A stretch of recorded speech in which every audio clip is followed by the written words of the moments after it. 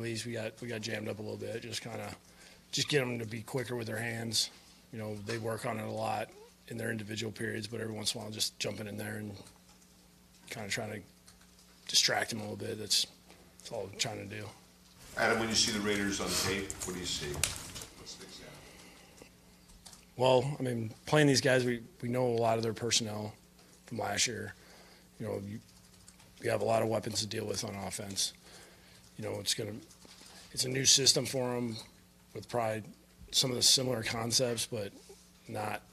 It's probably different verbiage for them. But you can see that they're coming together quick. The completion percentage was extremely high, which that happens a lot in Coach Gruden's offense, where once they kind of really get a flow of the offense, they're going to complete a lot of balls and they'll move it and then drain the clock at the same time. And they'll take their shots when it's available, and they have guys that can stretch the field out on at the receiver spot and the tight end spot. Very tough in the run game. And then on defense, this is a completely different scheme than what they've been running the last few years. So they got some new pieces to the puzzle there, and they got some longer corners that can get hands on you. So we're gonna have to be good, making sure that we can get off the ball this week. With Ryan, do you go into every week thinking we need to get him 4 design runs, 5 design runs? How does that work? It's just kind of flow of the game, situationally, like when's the right time to call them, when do we know we have a good number count? Some teams it's harder to run against than others. Just everybody plays everything a little different. Trust back that he doesn't get too greedy and knows, when. No, he's pretty good about it. He knows when to get down. He did a good job of it last week. He stays true to what his job is as far as who he's reading, when he's supposed to pull it, when he's supposed to hand it off. He doesn't force it, which is good.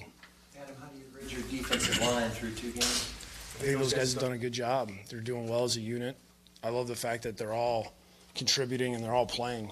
I think Chris has done a phenomenal job with the amount of reps those guys have got. It's worked out. We've tried in the past to rotate those guys, and it hasn't worked out as smooth. And however, these games have gone. It seems like you look at the play count, and they're pretty close. I think Charles probably has a few more total snaps than those other guys because he plays special teams, but for the most part, those guys are staying pretty even, which is going to be a good thing for us. With the rotation and the depth, what do you see happening in the second half as the game goes along? Well, we're kind of really sticking with how we've been doing it. As far as being guys being fresh. Oh yeah, those guys are. That's the thing I love about when we get to third down. We got 4 guys going out there that are ready to rush the passer, and that's a good thing. Between Robert and Cam coming off the edge and Branch, it makes it really, really tough with those guys with the speed they have. Adam, how would you describe Devon Godshaw personality-wise? He seems pretty personable, outgoing, usually smiling. How would you describe him? Yeah, I think it changes a little bit when he gets on the field. He's an aggressive guy, and he's a violent player. You kind of have to be when you play inside there. He's a very coachable player. I know that, and he wants to do it right, and he wants to be, the guy in that group that, guys know he's going to get it done when he's in there. How would you evaluate how Charles Harris played through 2 weeks?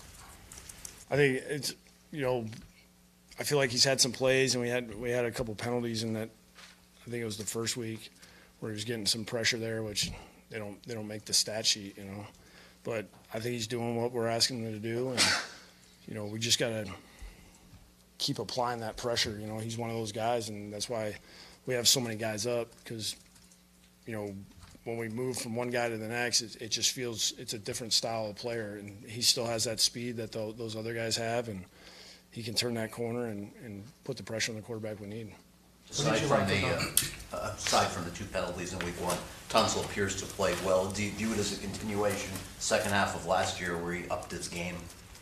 I think he learned a lot from last year, and then heading into the spring, I think adding the guys that we did, and kind of him and Josh having a good relationship and really building something there between those 2 guys, and I think that helped him. There's some continuity there, and obviously now that Josh is down, Ted is at least somebody that he played next to in the past, and those guys they have good communication, and they're able to work well together. And, it just seems like he's trending upward, and that's what we need him to do.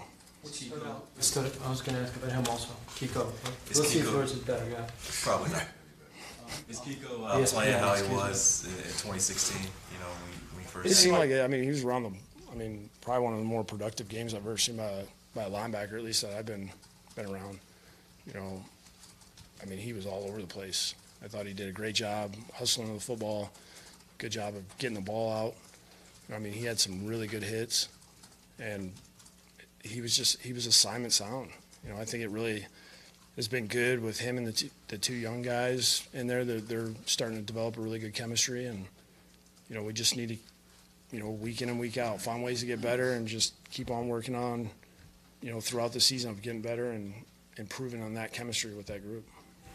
Considering what Jared Cook was able to accomplish last year against you guys and the type of season he's put together so far, do you guys feel better equipped to be able to handle him defensively this time around? I think so. When a guy's a really good player, it's hard to just completely shut a guy down. You got to find ways to make sure that guy doesn't beat you. I know last year we had our struggles against him, and like you said, right now he's playing really well, and we're gonna have to just make sure. It's just tough when it's that position, and that they start spreading everybody out, but the back's still back there. There's a lot of things they can still do. So if you make it too light of a box, next thing you know, you got 24 running there, and if everybody's blocked up there and he gets some open field, then it becomes a bigger problem. I think Derek Carr is second in the league, completing 80% of his passes already in 2 games. What have you seen from him that kind of just makes it so accurate? Well, he's always been one of those guys that, he's going to put the ball where it needs to be, and he's going to be accurate throughout the game. And we have to do a good job of trying to disrupt him and, get hands up, if they go quick game, and try to find ways to just get them off rhythm. And it's harder than it is to talk about. And he has a great release to where he can change his arm angle. He knows where to go with the ball. He's kind of to that stage of his career where there's not going to be too much that he hasn't seen, because, you learn real fast in the NFL when you're a quarterback and you're playing. You get thrown so much at you that you see a lot of things early, especially when you play in your first year.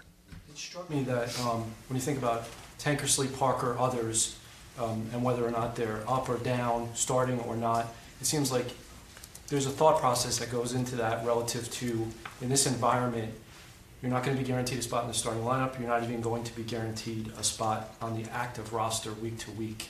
Can you talk about your mentality and mindset on what I've just talked about? I think guys understand that we want to compete every week, and when we hit the practice week, it's a new week.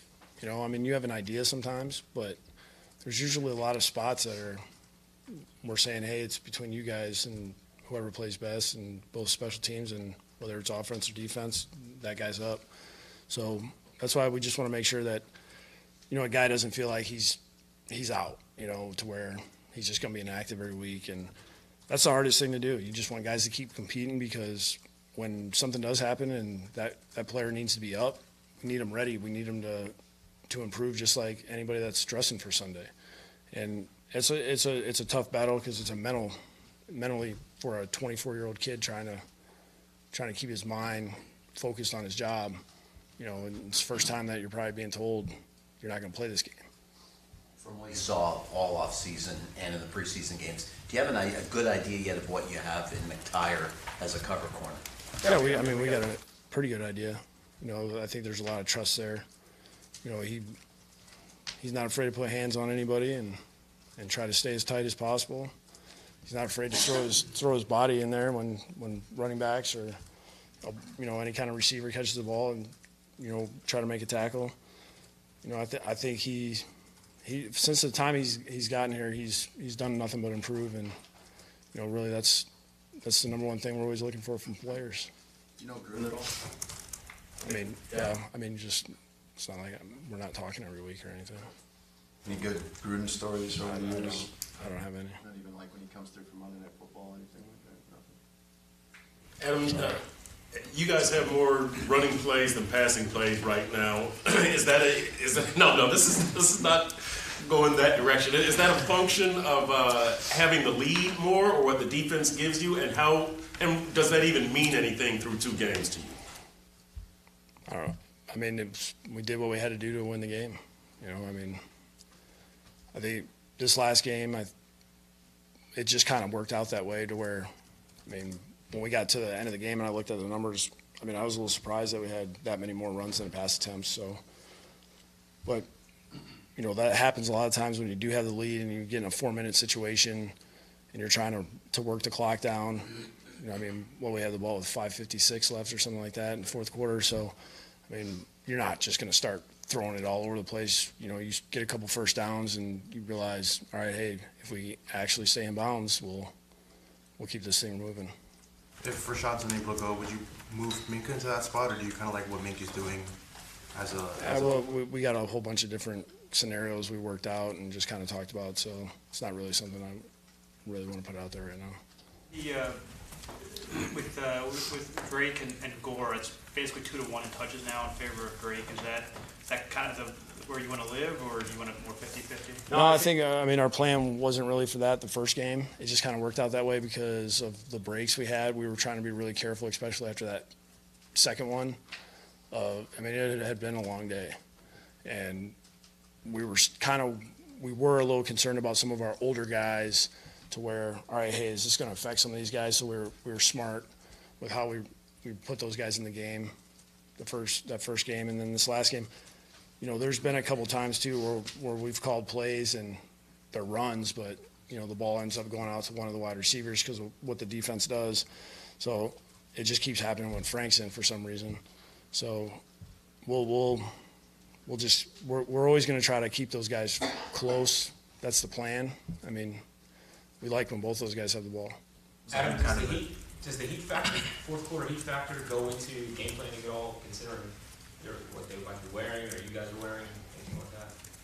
I mean, I think you really wait to see how the game's going. I mean, you can kind of try to have a plan, but, you know, it depends is it raining out, you know, are we going to have cloud cover? I mean, you don't know. I mean, every time I check the weather, there's a different percentage of rain. You know, it was like 99 the other day. It was like 6 the next day, and then it was like 77 the next day. So. you have lightning forecast? No, I'm not even going to look at that. All right, thanks, guys.